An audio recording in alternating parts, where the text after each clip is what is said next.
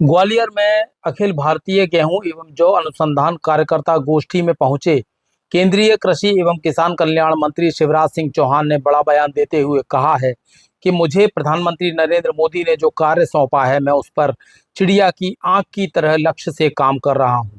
मैं किसानों के लिए सोचता हूं, किसानों के लिए जीता हूं। ना मैंने किसी पद के लिए सोचा है, ना ही किसी ने मुझे कहा है। शिवराज सिंह चौहान ने हाथ जोड़कर जवाब दिया। वहीं आरएसएस प्रमुख मोहन भागवत से मुलाकात और राष्ट्रीय अध्यक्ष के सवाल पर वे चुप्पी साध गए। देखिए क्या कहा केंद्रीय कृषि मंत्री शिवराज सिंह चौहान ने, सुनिए। मित्रों, आज ग्वालियर की इस पवित्र धरा पर राजमाता विजयराजे सिंधिया कृषि विश्वविद्यालय में देश में गेहूं और जौ जिनका संस्थान करनाल में है, उनके तत्वावधान में यहाँ गेहूं और जौ से संबंधित हमारे सारे वैज्ञानिक देश के ख्यातिनाम वैज्ञानिक वो इकट्ठा हुए, प्रगतिशील किसान, इंडस्ट्री से जुड़े लोग और राज्य सरकारों के प्रतिनिधि। हमने ये सिलसिला शुरू किया है कि देश में कृषि में उत्पादन बढ़ाने के लिए, उत्पादन की लागत घटाने के लिए, ताकि किसान का प्रॉफिट बढ़े।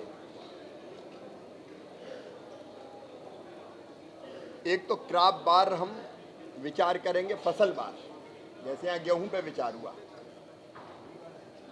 हमने कोयम्बटूर में कपास पे विचार किया, इंदौर में सोयाबीन पे बात हुई, अब लुधियाना में मक्के की कॉन्फ्रेंस होने वाली है। तो हमारी कोशिश है कि एक तो फसल बार, उस फसल से जुड़े हुए सारे प्रमुख लोग इकट्ठे हों, हम लोग विचार विमर्श करें और कैसे उस फसल का उत्पादन बढ़े, उसमें लागत घटे,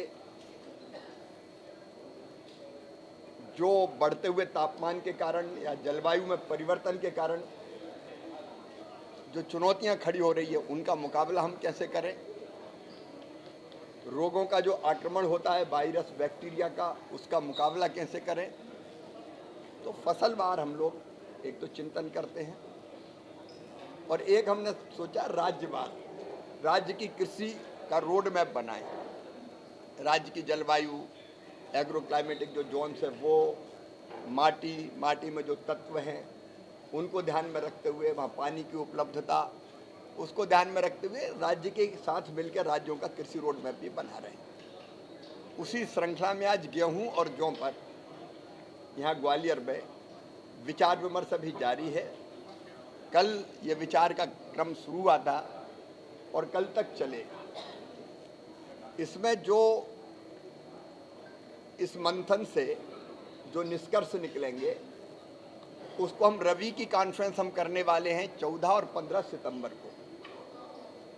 रबी की कॉन्फ्रेंस का मतलब है रबी की जितनी फसलें हैं उनके बारे में विचार करके किस राज्य में कौन सी फसल बोई जाए, किस क्षेत्र में बोई जाए, राज्यों के साथ मिलकर उसका पूरा रोड मैप बनाएंगे। गेहूं में जो हमारे सामने चुनौतियां हैं, एक तो मुझे आनंद और प्रसन्नता है ये कहते हुए कि गेहूं का उत्पादन इस साल बढ़ के 117.5 मिलियन टन हो गया। हमने इसमें लगातार बढ़ोतरी की है, वृद्धि की है। रिकॉर्ड उत्पादन आज तक कभी नहीं हुआ और मोदी जी के नेतृत्व में गेहूं, धान, मक्का, सोयाबीन का ऑल टाइम हाई रिकॉर्ड हमने बनाने का काम किया है।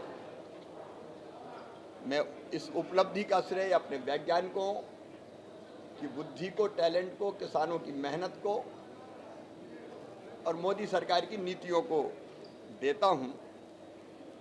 लेकिन अभी आगे 2030 तक क्योंकि अभी हमारी ज़रूरत और गेहूं की बढ़ेगी। आज हमारे पास भंडार भरे हैं। गेहूं की, चावल की हमें कोई कमी नहीं है।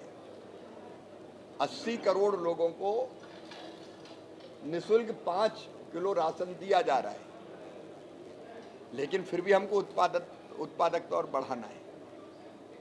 2030 तक गेहूं के उत्पादन का लक्ष्य हमने 125 मिलियन टन तय किया है और 2050 तक 150 मिलियन टन गेहूं हमको उत्पादित करना है। और गेहूं कैसे ज़्यादा पोषण युक्त हो, इस पर भी काम करना है। जलवायु परिवर्तन के खतरों का मुकाबला वो कैसे कर पाए, इस पर भी हमको काम करना है।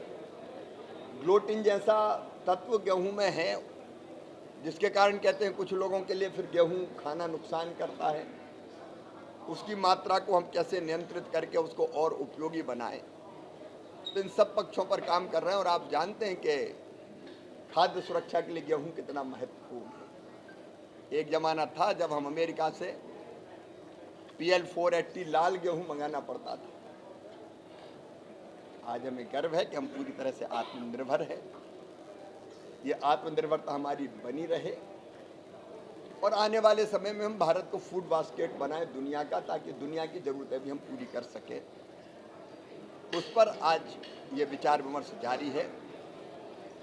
कृषि मंत्री मध्य प्रदेश ने, मैंने स्वयं इसमें हिस्सा लिया है। जैसा मैंने अभी बताया कि 14 और 15 सितंबर को हमारे पूसा इंस्टीट्यूट में सारे देश की राज्य सरकारों के प्रतिनिधि, कृषि मंत्रीगण, ऑफिसर्स, वैज्ञानिक,